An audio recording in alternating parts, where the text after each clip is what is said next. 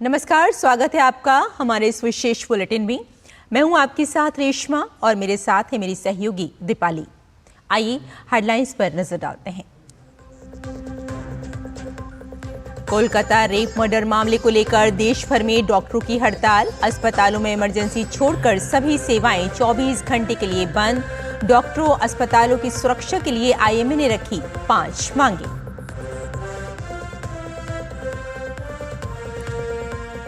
प्रधानमंत्री मोदी की अध्यक्षता में तीसरे वॉइस ऑफ ग्लोबल साउथ शिखर सम्मेलन की मेजबानी करेगा भारत। जलवायु परिवर्तन समेत विश्व के सामने मौजूद जटिल चुनौतियों पर होगी चर्चा।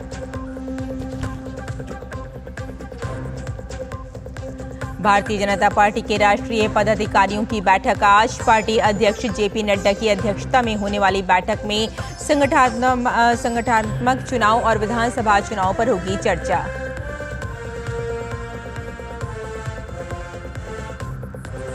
ज्ञानवापी परिसर में व्यास जी के तहखाने के ऊपर टहलने से रोकने के मामले में आज होगी सुनवाई। हिंदू पक्ष की याचिका पर वाराणसी जिला अदालत करेगी सुनवाई। प्रधानमंत्री नरेंद्र मोदी ने इजरायल के प्रधानमंत्री बेंजामिन नेतन्याहू से फोन पर की बात। पश्चिम एशिया में तनाव कम करने को कहा। बंधकों की रिहाई और युद्ध विराम पर की चर्चा।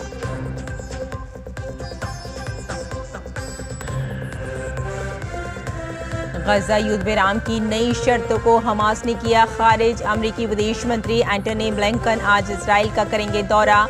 युद्ध विराम बंधकों की रिहाई के लिए बनाएंगे दबाव। पेरिस में होने वाले पैरालंपिक 2024 के लिए 84 खिलाड़ियों का भारतीय दल रवाना। 28 अगस्त से होगी पैरालंपिक की शुरुआत।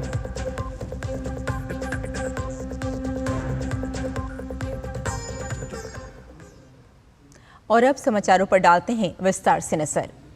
कोलकाता में महिला डॉक्टर से रेप और मर्डर मामले को लेकर देश में डॉक्टरों का विरोध प्रदर्शन जारी है। भारतीय चिकित्सा संघ आईएमए ने आह्वान पर देश भर में आज सुबह 6 बजे से अगले 24 घंटे के लिए डॉक्टर हड़ताल पर हैं और अस्पतालों में गैर आपातकालीन सेवाएं बंद रहेंगी।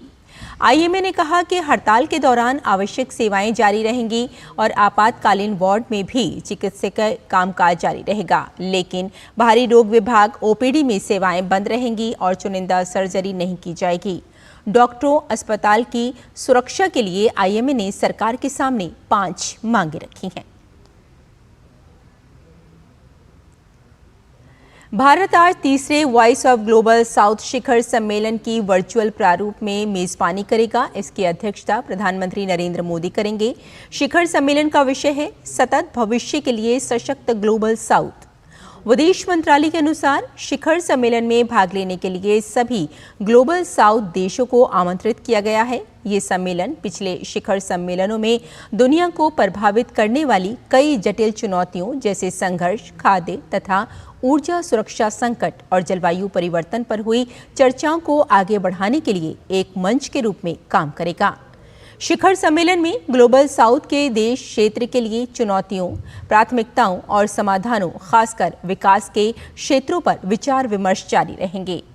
उद्घाटन सत्र राष्ट्र अध्यक्षों और शासन अध्यक्षों के स्तर पर होगा। भाजपा के राष्ट्रीय पदाधिकारियों की बैठक आज नई दिल्ली में होगी। भाजपा मुख्यालय में पार्टी अध्यक्ष जेपी नड्डा की अध्यक्षता में होने वाली बैठक में पार्टी के सदस्यता अभियान और संगठनात्मक चुनाव के साथ साथ आगामी विधानसभा चुनावों की तैयारियों पर भी चर्चा होने की उम्मीद है।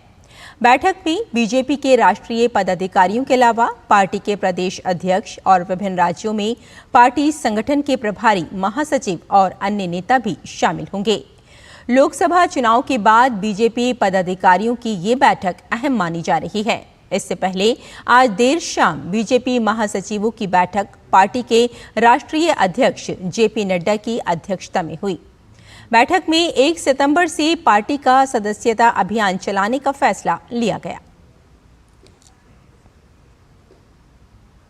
उपराष्ट्रपति जगदीप धनखड़ आज आंध्र प्रदेश के नेल्लोर में अक्षरा विद्यालय परिसर और कौशल विकास केंद्र, स्वर्ण भारत ट्रस्ट और मोप्पा वरपू फाउंडेशन का दौरा करेंगे। इसके बाद वे वेंकटचलम में स्वर्ण भारत ट्रस्ट की 23वीं वर्षगांठ समारोह में मुख्य अतिथि के रूप में शामिल होंगे। केंद्रीय मंत्रिमंडल ने मेट्रो, सड़क और एयरपोर्ट से जुड़ी 5 ढांचागत परियोजनाओं को मंजूरी प्रदान की है। इसमें Thane integral ring metro rail परियोजना, बेंगलुरु मेट्रो रेल परियोजना चरण 3 के तहत 2 कॉरिडोर, पुणे मेट्रो चरण 1 विस्तार और पश्चिम बंगाल के बागडगोरा हवाई अड्डे तथा बिहार पटना के बिहटा हवाई अड्डे में नए सिविल एन्क्लेव शामिल हैं। प्रधानमंत्री नरेंद्र मोदी की अध्यक्षता में केंद्रीय मंत्रिमंडल ने कल इन परियोजनाओं को मंजूरी प्रदान की। केंद्रीय मंत्री अश्विनी वैष्णव ने पत्रकार वार्ता कर मंत्रिमंडल के फैसलों की जानकारी दी। वाराणसी की जिला अदालत आज ज्ञानवापी परिसर में स्थित व्यास जी के तहखाने के ऊपर मुस्लिम समाज के लोगों के टहलने पर रोक लगाने के मामले में आज सुनवाई करेगी।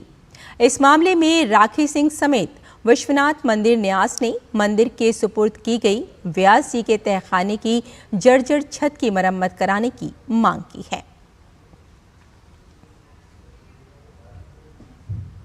प्रधानमंत्री नरेंद्र मोदी और इजराइल के प्रधानमंत्री बेंजामिन नेतन्याहू ने कल पश्चिम एशिया की मौजूदा स्थिति पर विचार विमर्श किया। पीएम मोदी को नेतन्याहू ने फोन किया था। बातचीत के दौरान पीएम मोदी ने क्षेत्र में तनाव कम करने पर जोर दिया। उन्होंने दोहराया कि भारत सभी बंधकों की तुरंत रिहाई और मानवीय सहायता जारी रखने की आवश्यकता का आह्वान करता है। पीएम मोदी ने संवाद और कूटनीति के माध्यम से संघर्ष के शांतिपूर्ण और शीघ्र समाधान का आह्वान किया। नेतन्याहू ने पीएम मोदी को भारत के 78वें स्वतंत्रता दिवस की शुभकामनाएं भी दी।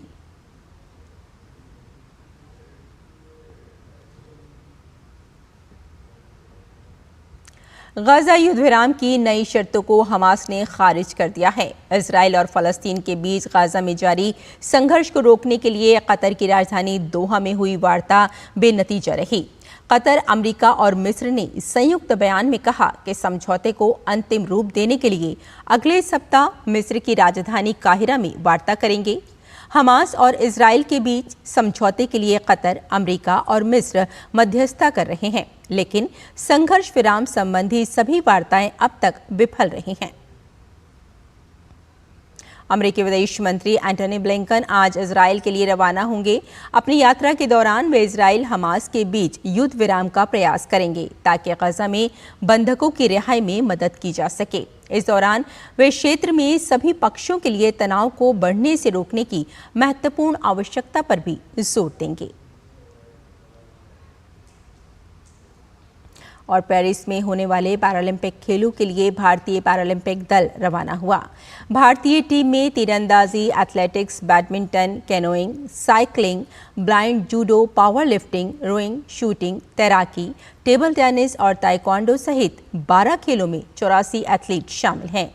ये पैरालंपिक में भारत का सबसे बड़ा दल है। इससे पहले भारतीय पैरालंपिक समिति और भारतीय खेल प्राधिकरण द्वारा भारतीय दल के लिए एक भव्य समारोह आयोजित किया गया। तो हमारे इस विशेष बुलेटिन में फिलहाल इतना ही। मुझे और मेरी सहयोगी दीपाली को यहीं अनुमति दें। नमस्कार।